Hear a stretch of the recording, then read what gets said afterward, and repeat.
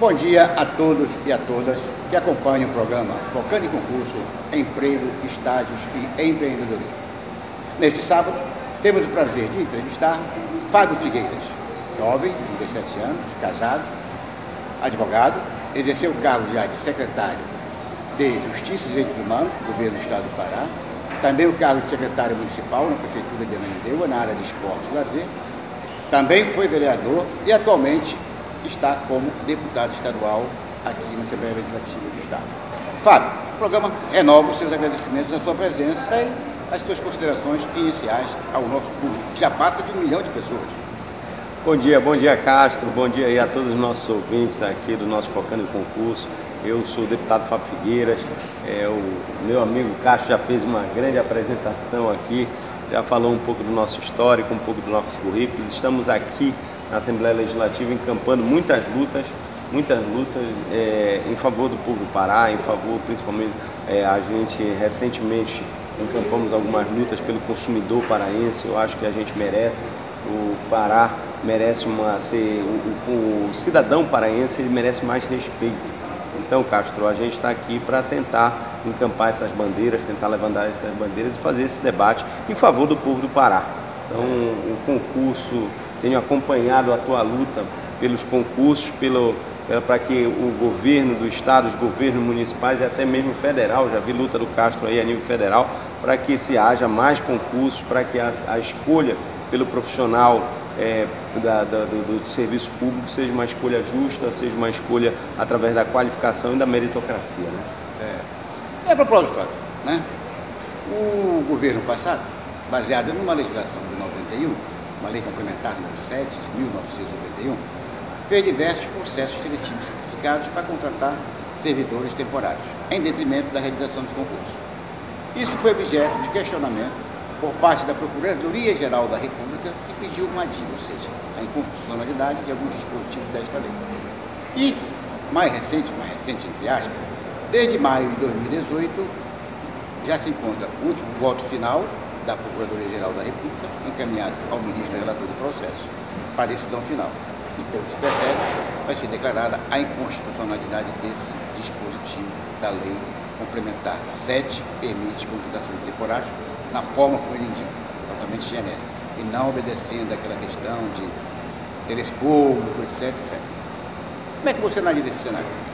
Um parlamentar. Castro, eu vejo que a realização dos PSS ela já é um avanço, ela não deixa de ser um avanço. Você tem que haver algum critério para se escolher quem vai entrar no serviço público. Ela não pode, a gente tem que tirar um pouco da mão da bel vontade do gestor principal, do prefeito ou do governador, ele escolher a nome quem ele quer, passar a haver algum tipo de critério. O critério escolhido pelo governo do estado seria os PSS. Porém, nós não podemos admitir também que o governo deixe de fazer concursos e passe a fazer somente PSS. Existe o funcionário temporário, o servidor temporário, ele tem uma característica e o servidor efetivo tem outra característica, cada um para atender a uma finalidade. O servidor efetivo, ele tem um propósito de dar continuidade ao trabalho da secretaria, de ser a memória da secretaria, de poder dar continuidade àquele serviço público, e o principal, não sofrer perseguições, não sofrer ameaças, que ele possa ter a estabilidade, a chamada estabilidade do serviço público, ele poder trabalhar e desempenhar as suas funções. Já o servidor temporário, ele é aquele servidor que ele é contratado para uma necessidade momentânea, uma necessidade pontual. É de se destacar também, eu acho que a gente tem que entender também a necessidade do servidor temporário. Ele tem a sua função dentro da administração pública importante também.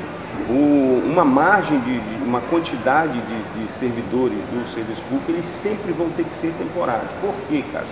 Eu demorei um pouco para entender isso, mas conversando com muitos advogados, conversando com procuradores, eu consegui entender essa situação. O servidor temporário, ele é uma margem de contratação que o próprio governo, que o próprio estado ou a própria prefeitura, ele tem para poder demitir. Se você comprometer toda a sua folha de pagamento só com servidores efetivos, se em algum momento a arrecadação cair ou diminuir, você não vai conseguir demitir aqueles servidores. Então você vai acabar trabalhando sempre no limite da questão da lei de improbidade administrativa, que o Estado ele tem um percentual só que ele pode gastar com o funcionalismo público. A lei de responsabilidade fiscal. Se ele não tiver esse percentual, se ele não puder demitir ninguém, ele vai estar trabalhando sempre no limite. Então, quando cair a arrecadação, e é um percentual, não é um valor fixo, caiu a arrecadação, o gestor automaticamente vai cair na questão da improbidade. Isso aconteceu muito agora, tanto é que o Tribunal de Contas do município criou um mecanismo que já existia, mas não era muito utilizado, que eram os TAGs, os termos de ajuste de gestão, diferente dos TACs, que são os termos de ajuste de conduta. O Tribunal de Contas do município passou a adotar esses TAGs, os termos de ajuste de gestão. O que eram esses TAGs? Vamos supor que uma prefeitura anteriormente arrecadasse R$100 mil por mês e ela tinha metade do seu orçamento, 50 mil, com o RH, com despesa de pessoal. 100 mil, 50 mil então ela estava gastando 50 mil com pessoal. 50 mil de 100 é 50%, concorda? Agora essa despesa, a receita caiu da prefeitura para 80 mil. Só que ela continua gastando 50 mil, já não representa mais os 50%. Mais de 60%. Aí ela passa para os 60% e cai na lei de improbidade administrativa. Então, muitas das vezes, foi quando eu entendi a importância até desses temporários. Agora, é como eu disse, como a gente tem colocado, o temporário, ele tem uma margem pequena ali para a prefeitura poder trabalhar essa questão da contratação, da exoneração, tudo, mas ele não pode substituir o efetivo. E isso a gente tem visto um pouco nesse sentido. Deputado, segundo dados do Diese, o Estado do Pará conta hoje com perto de 416 mil desempregados. Né? Isso se nós considerarmos ainda também os trabalhadores totalmente no mercado informal, que não tem carteira assinada, não recolhe o INSS, esse universo aumenta mais. E, logicamente, há carências diversas. A sua ação como parlamentar, como poderia minimizar este quadro? Castro, eu acho que a gente tem muitos entraves para a gente, tem muitos nós para a gente começar a desatar aqui no nosso estado para que esse estado deslanche. Eu acho que o primeiro deles é a gente poder investir na verticalização da nossa matéria-prima. O estado do Pará é um estado eminentemente produtor de commodities. O que a gente mais exporta é matéria bruta, matéria-prima. Nós somos um dos maiores exportadores de minério do mundo. Nós exportamos uma quantidade muito grande de energia elétrica para o mundo também, o Brasil aqui no caso, e sendo que nós temos um parque industrial quase que zero, né? Nosso parque industrial é muito pequeno, é muito limitado ao que a gente pode proporcionar para esse país. Lembrando que esses produtos minerais, esses minérios que nós estamos produzindo aqui, a matéria-prima que a gente está exportando aqui, se ela fosse industrializada aqui, isso diminuiria o custo da produção, porque a logística ia diminuir bastante e aumentar o número de empregos aqui dentro do nosso estado, e a gente podia gerar muito mais renda. Vamos falar da madeira, que a gente exportou durante muitos anos e ainda exporta muita madeira. A gente exporta madeira e compra MDF de fora. Não tem lógica isso, não tem. É uma relação parecida. Quem estudou geografia, quem estudou história, lembra do pacto colonial que a gente tinha com Portugal, né? Nós éramos uma colônia de Portugal, a gente exportava a matéria-prima, ela era industrializada na Europa e voltava para cá para a gente comprar pelo triplo do preço. Então esse resquício aí do pacto colonial, ele ainda existe aqui no nosso estado.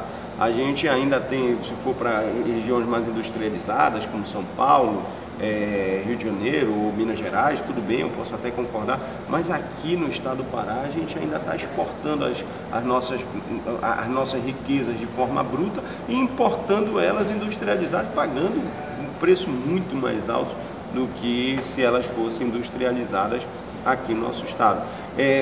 Acredito e acho que isso é muito evidente, que o nosso estado é um estado muito injustiçado pela federação.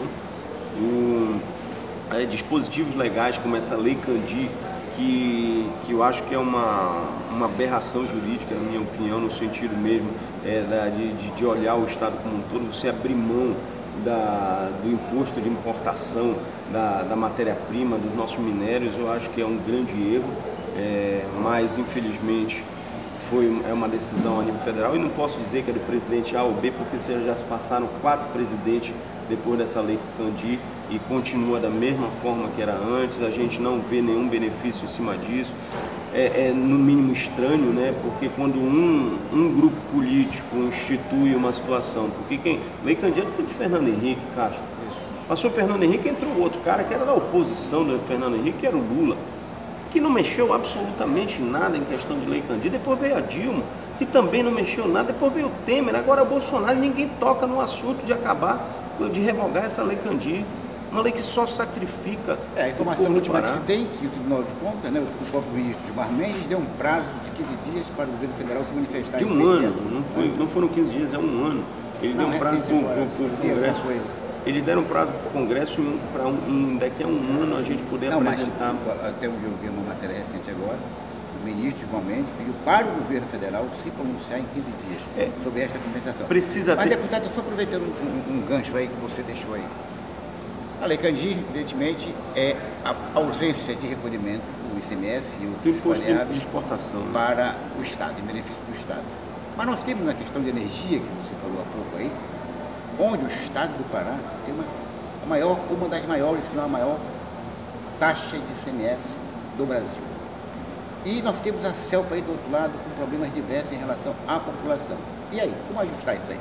Essa questão da energia é uma questão que a gente está batendo aqui dentro da casa. Aqui na LEPA aqui a gente está trabalhando essa questão da energia elétrica. Esse é um assunto bem delicado, mas eu acho que atinge a todo o consumidor paraense. Todos nós precisamos de energia elétrica para sobreviver. Hoje é um bem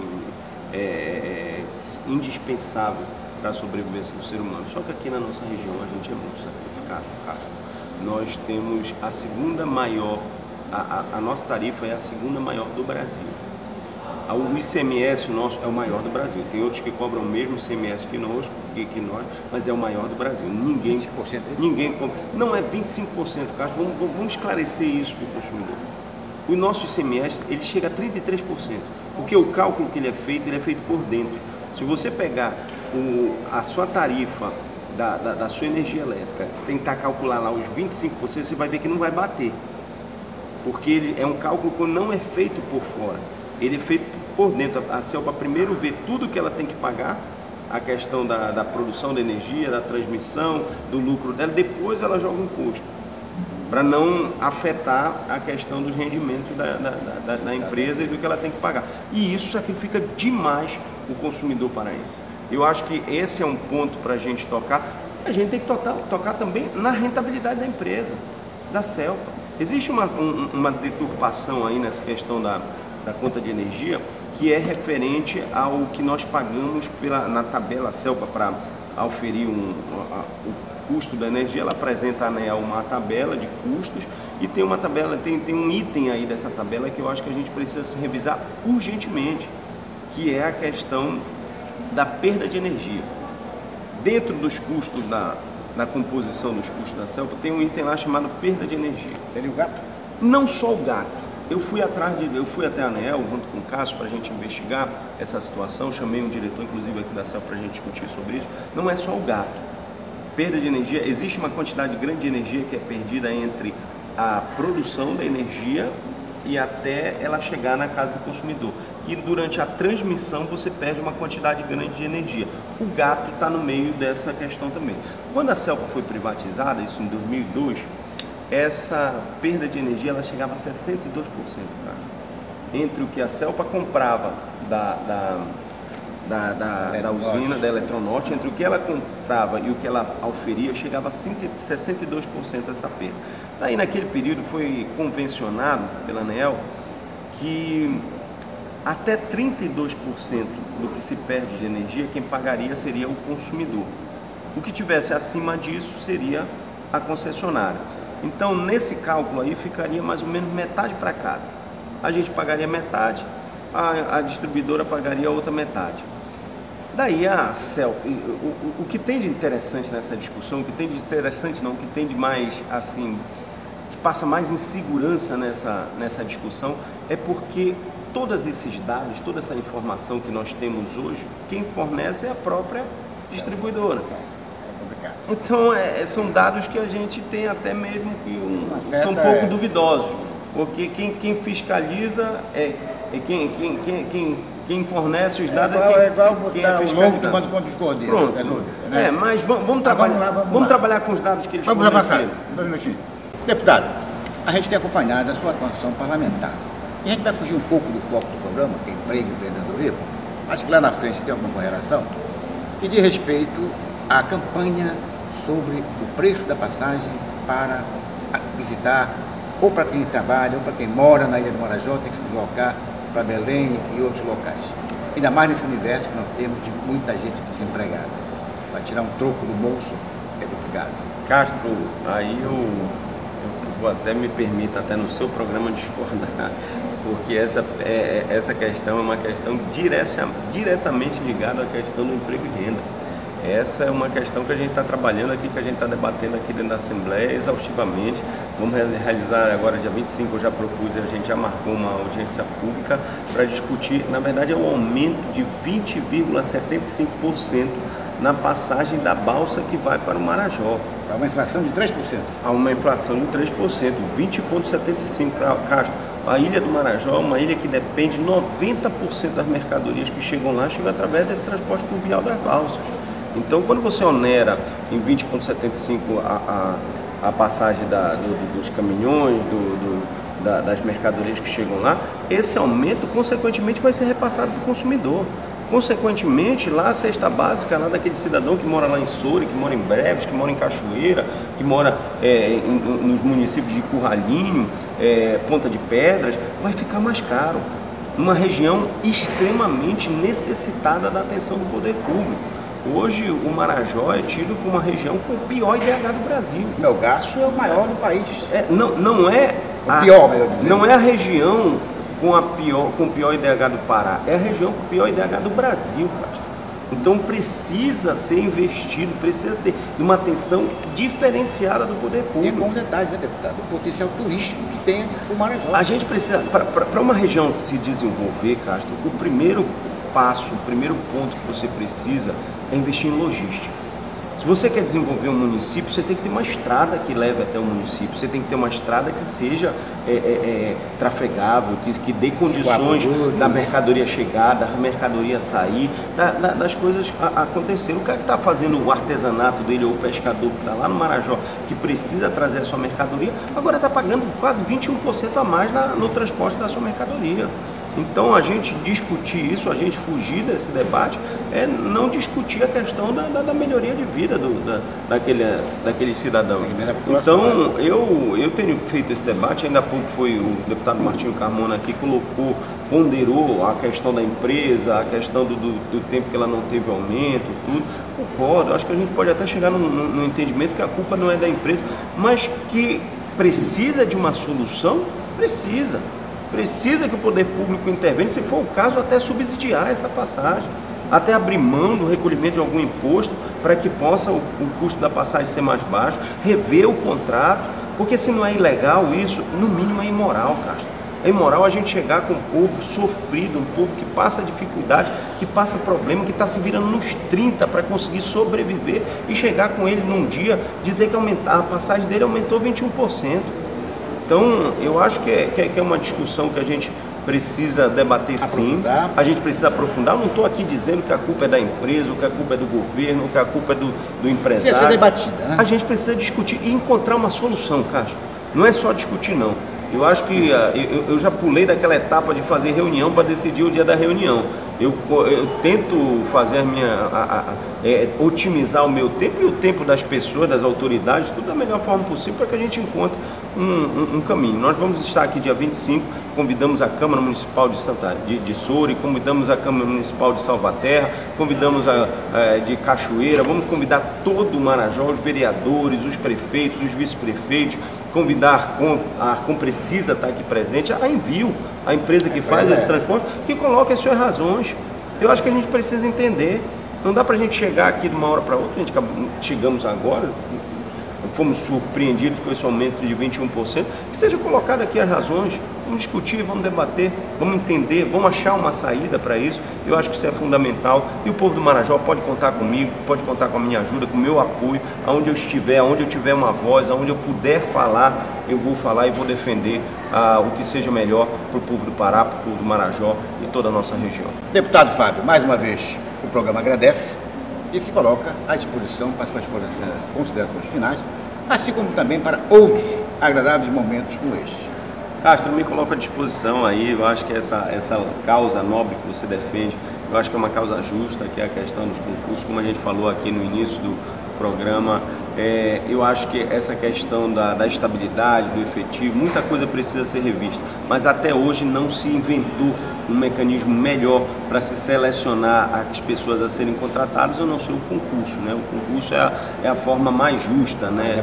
Mais democrática, sair um pouco daquele negócio do pistolão, da indicação, da peixada, né? E ter o concurso. Ainda é a forma mais democrática, mais justa, então a sua causa é uma causa nobre. Conte comigo, conte com o meu apoio para que a gente possa avançar. Eu acho que a gente precisa discutir outros dispositivos, como eu lhe coloquei, algumas coisas que precisam melhorar sim na própria legislação, mas conte comigo para que a gente possa, da melhor forma possível, conduzir essa temática. Aos que estão nos escutando, aos que estão fazendo, os telespectadores aqui do seu programa, que precisarem, que tiverem uma denúncia grave para fazer, que precisarem do amparo do Poder Legislativo, conte com o meu gabinete, Fábio Figueiras, meu gabinete está aberto para que a gente possa receber. E-mail? E-mail é o gabdep@gmail.com. Não, gabdepff, desculpa, tá ali a assessoria me corrigindo. Nada vai sair a legenda aí também, né? A gente convida o pessoal, as pessoas que queiram entrar em contato com a gente, a acessar nossas redes sociais, Facebook, o Instagram. A gente está prestando contas diariamente do que a gente está fazendo. É só jogar lá Fábio Figueiras e vai encontrar o caminho lá para a gente poder seguir a gente. A nossa fanpage é uma fanpage bem movimentada, que a gente dá dicas, inclusive, do que está acontecendo, mantém o pessoal informado e presta conta do nosso mandato. Conte com a gente. Muito obrigado. Deputado, então, mais uma vez, muito obrigado. O programa se despede e volta no próximo sábado. Até lá. Até lá.